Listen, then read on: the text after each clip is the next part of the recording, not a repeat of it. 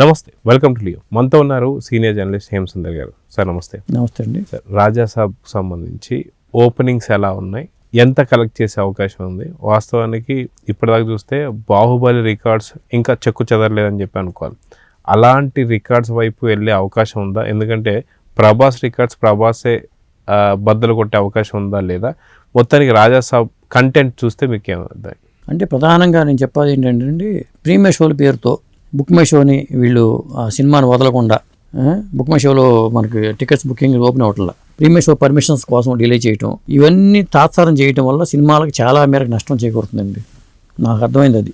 ఎందుకంటే ఇప్పుడు ఏపీలోనేమో 1000 రూపాయల టికెట్, వాటి మీద మల్టీప్లెక్స్లో 1000 రూపాయలు, సెకండ్లోనేమో 800 పెట్టుకుని ప్రీమియర్ వేసేసారు. అక్కడ 9 గంటలకు 8 గంటలకు షోలు పడిపోయినాయి. తెలంగాణలో లాస్ట్ మినిట్ వరకు బుక్ మై షోనే ఓపెన్ కాల, 10 గంటల వరకు బుక్ మై షో ఓపెన్ కాల.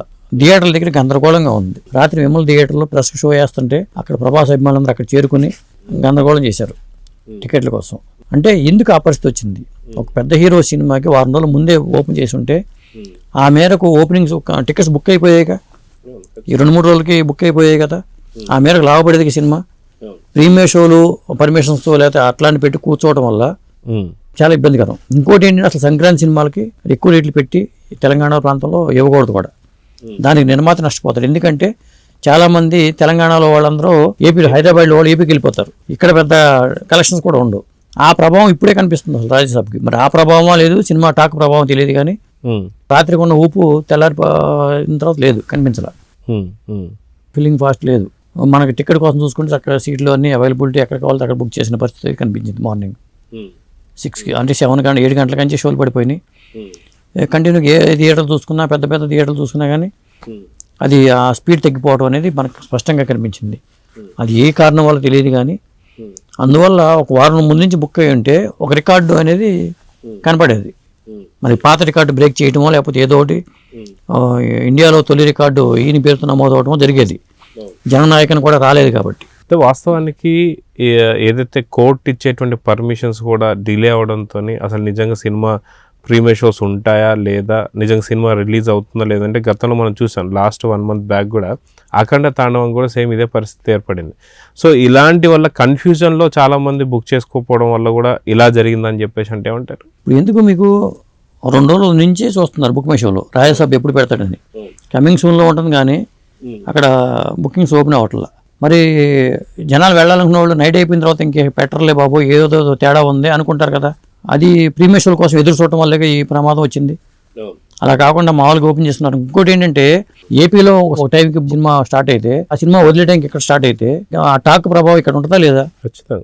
ఖచ్చితంగా టాకే చాలా వరకు ఇంపాక్ట్ బయటకు వచ్చేస్తుంది. ఆ ఇంపాక్ట్ వచ్చేస్తుంది. అసలు ఓవర్సీస్లో షోలు పడంగానే తెలిసిపోతుంది.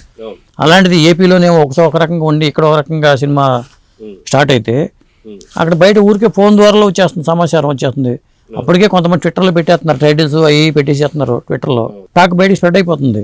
ఇలా ఈ మేరకు నాకు తెలిసి ఇప్పుడు రాజ్యసభకి ఫస్ట్ డే కలెక్షన్స్ ఎంత ఉంటుంది, పాత రికార్డు బ్రేక్ చేస్తాడా లేదా, ఏ సినిమాలు లేవు అయినా సరే, మరి జననాయకన్ కూడా లేదు, మరి ఎంత రికార్డ్ వసూలు చేస్తాడు? 150 కోట్లు వసూలు చేస్తాడా, 100 కోట్ల, 70 కోట్ల? ఇప్పుడు అందరి మధ్యలో ఉండే ప్రశ్న ఇది. మనకి సాయంత్రానికి షోలు అయిపోయిన తర్వాత కానీ రేపటికి రిపోర్ట్ రాదు. అదండి. సో బాహుబలిపై అంచనాలు అయితే భారీగా ఉన్నాయి, కానీ అలాంటి భారీ అంచనాలని ఢీ కొట్టే అవకాశం ఎంతవరకు ఉందంటే ఏం చెప్తారు? అంటే ఇప్పుడున్న పరిస్థితి చూస్తే, మార్నింగ్ ఉన్న పరిస్థితి చూస్తే ఇది నాకు తెలిసి అఖండ రికార్డులు కూడా దాడుతుందా లేదా. ఫస్ట్ డే కలెక్షన్స్ రికార్డు అఖండకి ఏ మేరకు అయితే ఒక 70 కోట్లు ఎంత అనుకుంటే ఆ 70 కోట్ల రికార్డుకి వస్తుందా లేదా. ఇది పాన్ ఇండియా సినిమా కదా, ప్రభాస్కి పాన్ ఇండియా మార్కెట్లో ఉంది, ఓవర్సీస్ మార్కెట్లో ఖచ్చితంగా ఉంటుంది. కానీ అది ఆ రికార్డు అనేది చాలా కీలకం. 70 కోట్లు ఉంటుందా, 100 కోట్లు ఉంటుందా, ఈ ఫస్ట్ డే తర్వాత ఉండే రికార్డు రేపు మళ్ళీ ఆ రికార్డు కంటిన్యూ అవుతుందా లేదా, అంతే కదా. ఈ టాక్ని బట్టే రేపు రివ్యూల ప్రభావము, వాళ్ళ సోషల్ మీడియాలో వచ్చే రివ్యూలు కానీ ఇవంతా స్ప్రెడ్ అయిపోతుంది. ఆటోమేటిక్గా చాలా స్పీడ్గా కనిపిస్తుంది అది టికెట్స్ మీద. ఆల్టర్నేటివ్ సినిమా ఇంకోటి వస్తుంది అనుకోండి, ఆటోమేటిక్గా అటువైపు వెళ్ళిపోతారు. రేపు 10వ తారీఖు 11వ తారీఖు నైట్ మళ్ళీ మన శంకరరావు ప్రసాద్ వచ్చేస్తున్నాడు. కాబట్టి కొంత కలెక్షన్స్ మీద అయితే ఈ ప్రభావం కనిపించే అవకాశం అయితే ఉందండి. మొత్తానికి జూనియర్ సీనియర్కి పోటీ కాబోతున్నాడు అంటే ఏం చెప్తారు? ఖచ్చితంగా అలాగే ఉంటుంది. ఎందుకంటే ఇప్పుడు ఈ జూనియర్ ఏంటంటే ఆ సీనియర్ అని నిలిపేస్తుంది. ఇక్కడ ఏమవుతుందంటే ఎవరికాళ్ళు కాసు కూర్చున్నారు. కాయరాజా కాయలో ఈ పుంజు గెలిచిందా లేదా, ఈ పుంజు పరిస్థితి ఏంటి, నెక్స్ట్ పుంజు, ఆ పుంజు పరిస్థితి ఎలా ఉంది, చివరిలో లైన్లో ఇంకొక రాజు ఉన్నాడు, ఆ రాజుగారు కాజు కూర్చున్నాడు అక్కడ గోతికండ అక్కలాగా. ఈ సామెతలు చెప్తారు కాబట్టి చెప్తున్నా. మరి ఆ రాజుకి ట్రైలర్కి ఏమో మంచి పాజిటివ్ రిపోర్ట్ వచ్చేసింది. అనగనగా ఒక రాజుని పెట్టారు, దానికేమో ట్రైలర్కి అసలు సోషల్ మీడియాలో విపరీతమైన బజ్ క్రియేట్ అయిపోయింది. ఇందులో ఏదో ఉందిరా బాబు, సరదాగా నవ్వుకుందాం అనేలాగా ఉంది. ఇప్పుడు రాజ్యసభలో పోయి నవ్వుకుంటాక అంత అన్ని సన్నివేశాలు ఉన్నాయంటే మరి మారుతి గారు అక్కడ ఆ విషయంలో అంత మసాలా మీద ఫోకస్ పెట్టడం వల్ల కామెడీ పాడు కూడా తగ్గింది దీంట్లో. మరి శంకరవర ప్రసాద్లో ఆ టైమింగ్, ఉతికి ఆరేయటాలు మరి అవన్నీ చాలా ఇప్పటికే వైరల్ అవుతూ ఉన్నాయి. ఈ వైరల్ అయ్యి ఆల్రెడీ చూసాం కదా, కొత్తగా ఇంకేమైనా ఉన్నాయా అని వెళ్ళాల్సింది తప్పితే ఆల్రెడీ చూసినవి ఉన్నాయి. అదే అండి. సో ఓవరాల్గా కలెక్షన్స్ పరంగా చూసుకుంటే ఎంతవరకు వెళ్ళే అవకాశం ఉందని చెప్పి ఒక చిన్న అంచనా అంటే ఏం చెప్తారు?